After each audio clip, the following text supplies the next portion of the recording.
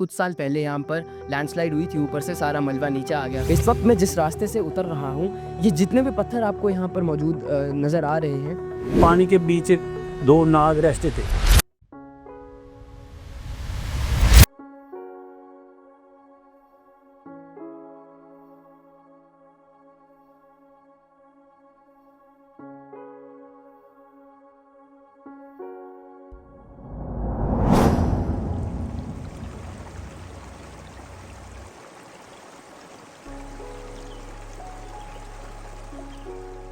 मैं उस वक्त 9-10 साल का था, तो मैं वकील रहता था। तो उस वक्त हमारे जो बुजुर्ग थे वो पानी कम से कम 1 किलोमीटर दूर से लाते थे।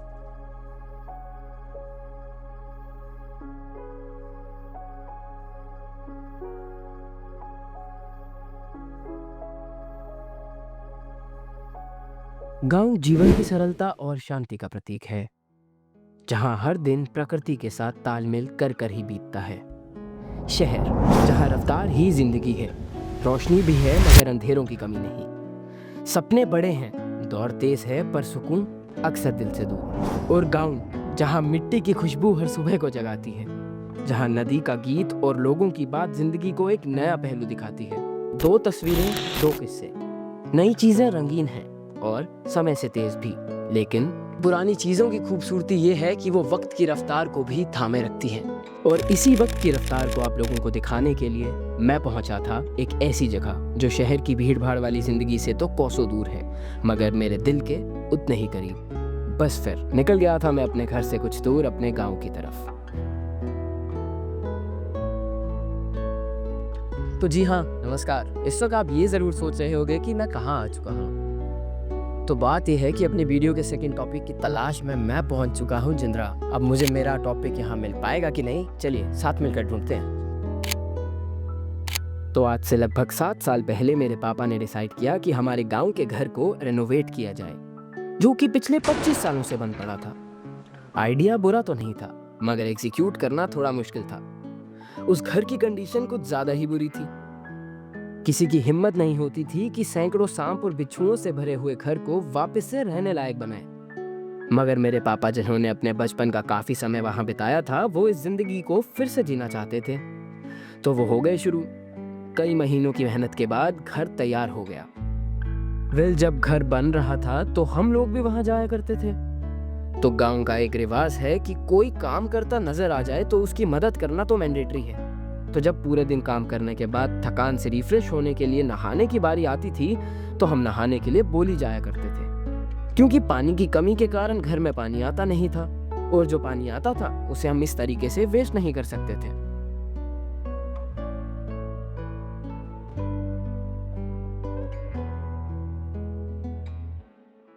ये जो स्क्वायर शेप में आपको स्ट्रक्चर नजर आ रहा है, इसे बोली कहते हैं। इसमें नेचुरली पानी इकट्ठा होता है और इसे हम पीने के लिए भी यूज कर सकते हैं। एज ए क्यूरियस चाइल्ड, मेरे दिमाग में एक सवाल हमेशा से चलता था कि भले इस बोली को बनाया कैसे होगा और इसमें पानी आता कहां से है। तो बस इस बार जब मैं गांव आया तो मैंने सोच लिया कि इस बोली को बनाया कैसे गया है, ये मैं ढूंढ कर ही रहूंगा। जब मैंने गांव के बुजुर्गों से बात करी और जो मुझे सुनने को मिला वो काफी फैसिनेटिंग था, तो मैंने सोचा आपके साथ भी शेयर कर दूं। तो लो सुनो, चुन्नी लाल जी क्या कहना चाहते हैं। मैं चुन्नी लाल शर्मा, डिस्ट्रिक्ट जम्मू, तहसील दंसाल, पंचायत धन और गाँव साहन। मैं यहाँ का रहने वाला हूँ। मेरी इस वक्त तकरीबन 80 साल उम्र है। 1944 का मेरा डेट ऑफ बर्थ है। और जो आपने सवाल पूछा है उसकी बाबत मैं बताता हूँ आपको। मैं उस वक्त 9-10 साल का था, तो मैं वकील रखता था। तो उस वक्त हमारे जो बुजुर्ग थे वो पानी कम से कम 1 किलोमीटर दूर से लाते थे किसी दूसरी बवली में। तो हमें तकलीफ ज़्यादा होती थी, 1 किलोमीटर चलना पड़ता था और पगडंडी क्रॉस करनी पड़ती। उसके बाद मैं बकरी चराता गया तो उधर मैंने एक पहाड़ी के नीचे देखा कि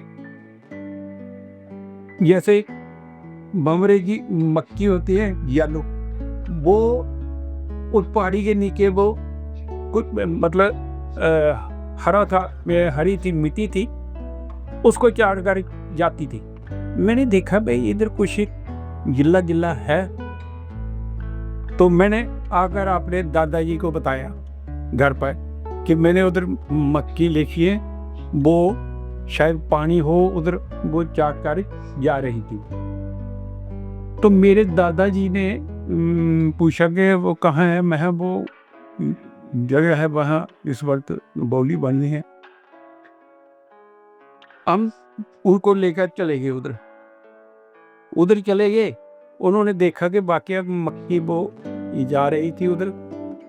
उन्होंने देखा कि वाकया कुछ है इसमें। उन्होंने उसको खुदाई की थोड़ी सी, और इतना सा गड्ढा निकाल दिए, छोड़ कर चले आए। दूसरे दिन मैंने फिर उधर गया, बकरियां लेकर गया तो उसमें पानी इकट्ठा हुआ।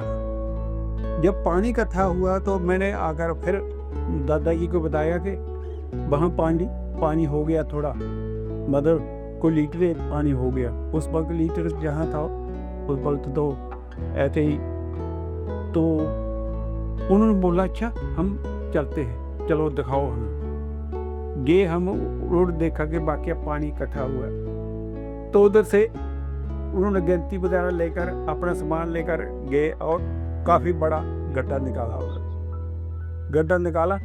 गड्ढा निकालने के बाद दूसरे तीसरे दिन में गए तो वो काफ़ी पूरा भर गया। उसके बाद उन्होंने सोचा कि इधर पानी निकालेंगे।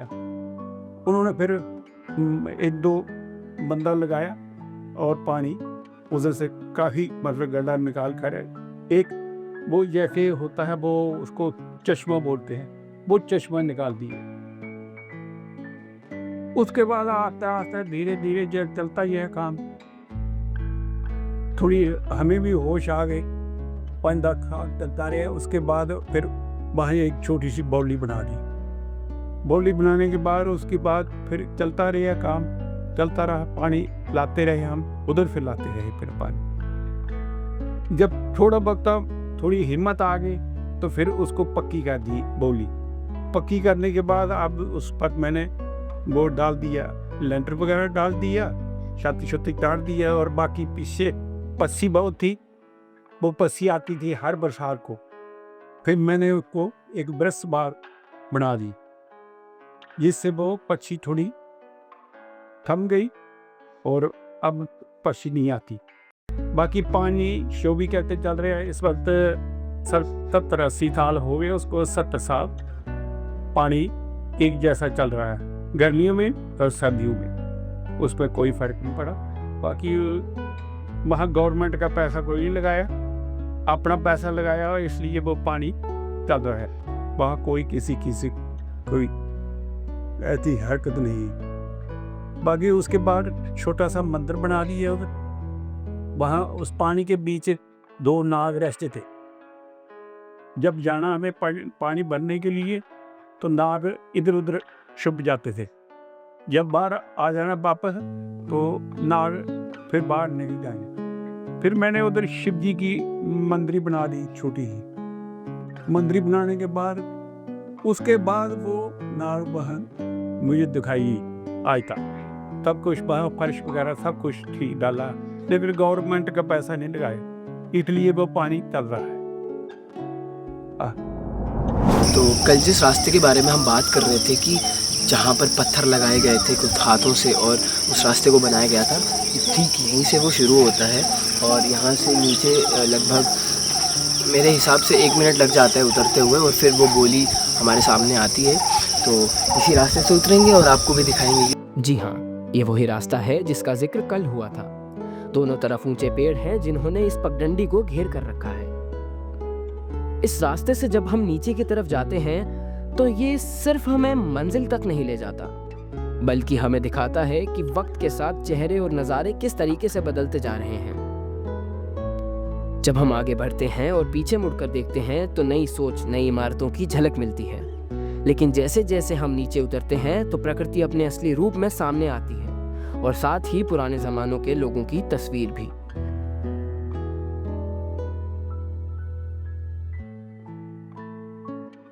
इस वक्त मैं जिस रास्ते से उतर रहा हूँ, ये जितने भी पत्थर आपको यहाँ पर मौजूद नज़र आ रहे हैं, ये सभी पत्थर यहाँ पर पुराने लोगों द्वारा लगाए गए हैं अपने हाथों से। कुछ पत्थर तो ऐसे हैं जो मुझे लगता है 100 किलो से ज़्यादा भारी होंगे। उन्हें किस तरीके से उठाकर लगाया गया। और ये जो रास्ता है ये छोटा नहीं है। जब हम वापस जाएंगे तो मैं आपको पूरा रास्ता दिखाऊंगा। लगभग ऊपर से नीचे आने में 1.5 मिनट लगता है, फिर जाकर ये बोली के पास हम पहुँचते हैं। अभी आप मेरे अगर लेफ्ट हैंड साइड में देखें तो यहाँ पर सरगोचें दी बावली लिखा गया है। सरगोचें दी बावली, मेरे ख्याल से सरगोच वो फैमिली है जिसने इस बावली को कंस्ट्रक्ट करवाया था। और 2020 में, इधर 2020 लिख रखा है, जिसका मीनिंग ये है कि 2020 में इसको रिकंस्ट्रक्ट करवाया गया, क्योंकि एक समय ऐसा आया था कि जो ऊपर का सारा मलबा नीचे आ गया था, यहाँ पर लैंडस्लाइड हुई थी, जिसके कारण ये बोली पूरी ख़त्म हो चुकी थी एक तरीके से। तो वापस से इसको रिकंस्ट्रक्ट करवाया गया 2020 में। उसके बाद से ही ये वापस फुली फंक्शनली वर्क कर रही है। आगे अगर हम बात करें तो आप मेरे पीछे देख सकते हैं एक पाइप लगी हुई है। इस पाइप का रीज़न ये है कि एक समय ऐसे आया था जब यहाँ पर पानी का फ़्लो काफ़ी कम हो गया था, तो पानी का फ़्लो बढ़ाने के लिए एक पानी का वहाँ पर पाइप लगा दिया गया था, जिससे पानी का फ़्लो हल्का सा बढ़ा था। अब देखिए गर्मियों का समय आ चुका है तो वहाँ पर भी पानी हल्का कम हो गया। जब सर्दियाँ आती हैं तो पानी वहाँ बढ़ जाता है। और आपको मैं एक चीज़ और बताता हूँ, जब सर्दियाँ होती हैं तो ये पानी हल्का गर्म हो जाता है, और जब गर्मियों का समय आता है तो पानी एकदम चिल्ड हो जाता है। मैं लिटरली गर्मी के मौसम में यहाँ बैठा हूँ और ये पानी इस वक्त इतना ज़्यादा ठंडा पानी है। ओवर द टाइम ये मॉडर्नाइज हुआ है, इसमें सीमेंट का यूज़ किया गया है। तो जैसा कि आप देख ही सकते हैं कि मेरे जस्ट पीछे मंदिर है, और माना ये जाता है कि जब नाग देवता के दर्शन हुए थे उसके बाद से ये मंदिर बनाया गया है। यहाँ पर रोजाना पूजा पाठ होता आ रहा है। देखा जा रहा है किसी ने अभी जल चढ़ाया हुआ है, और पीछे अगर आप ध्यान से देखेंगे तो फूल भी चढ़ा रखे हैं। देखो जी, शहर की ज़िंदगी और गाँव की ज़िंदगी का लाखों हाथ का फ़र्क है। शहर में खाली पोल्यूशन है और गाँव में साफ हवा है, पानी साफ है, हवा साफ है। शहरों में नहीं पानी साफ है और नहीं हवा साफ है। ऑक्सीजन जो शहरों में मिलती है वो गंदी है, और गांव में मिलती है पोशी, जहाँ पेड़ भी हैं, दरख्त भी हैं, बाग बगीचे भी हैं, फसल वगैरह भी है और शांत एरिया है। वहाँ तो खाली पोल्यूशन ही पोल्यूशन है शहरों में। खैर थोड़ा बहुत मतलब बच्चों के पढ़ाने के लिए तो फिर थोड़ी बहुत ही करना पड़ती है सिटी में, क्योंकि जहाँ इतनी फैसिलिटी नहीं है तो इसलिए सिटी में कुछ करना पड़ता है, वरना जो ज़िंदगी गांव में है वो सिटी में नहीं। अब पता नहीं हमारे जाने के बाद क्या करेगी, ये छोड़ देगी या रहेगी, या पता नहीं क्या करेगी, इसका तो भविष्य आगे बच्चों पर डिपेंड है क्या करेगी। हम तो ये चाहते हैं कि ठीक है आपने आगे पीछे जाना भी है, लेकिन कोई कारोबार भी करना है, पेट के लिए सब कुछ करना पड़ता है, लेकिन जो जन्मभूमि है इसको नहीं छोड़ना। ये मतलब ये विरासत है, ये पता नहीं हमारे सदियों से चलती आ रही है, सदियों तक आगे जानी चाहिए।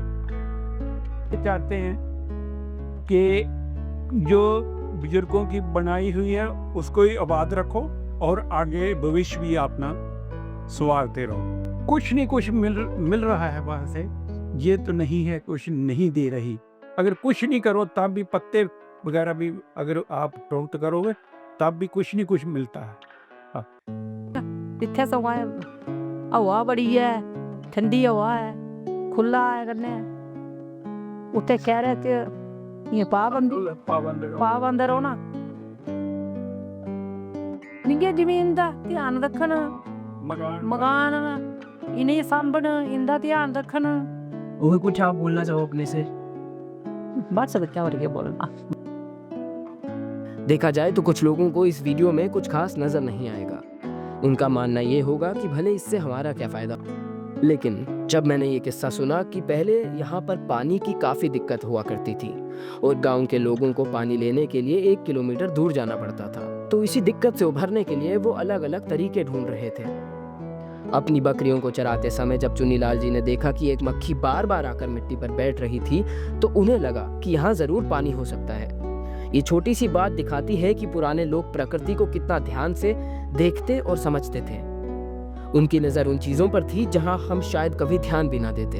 ये सफ़र हमें याद दिलाता है कि प्रकृति सिर्फ एक नज़ारा नहीं बल्कि हमारी ज़िंदगी की असली पहचान है। पहाड़ों से बहते ये झरने, गाँव की पगडंडियाँ, ये मिट्टी, ये सब हमें सिखाती है कि पानी का हर एक कतरा, प्रकृति का हर एक अंश कितना कीमती है। अगर हम आज से ही पानी बचाना, ज़मीन का ख्याल रखना और प्रकृति के साथ साथ चलना सीख लें तो शायद कल हमारी अगली पीढ़ियां भी ये खूबसूरती को महसूस कर पाएं। क्योंकि जिंदगी के रास्तों पर असली तरक्की वही है जो प्रकृति को साथ ले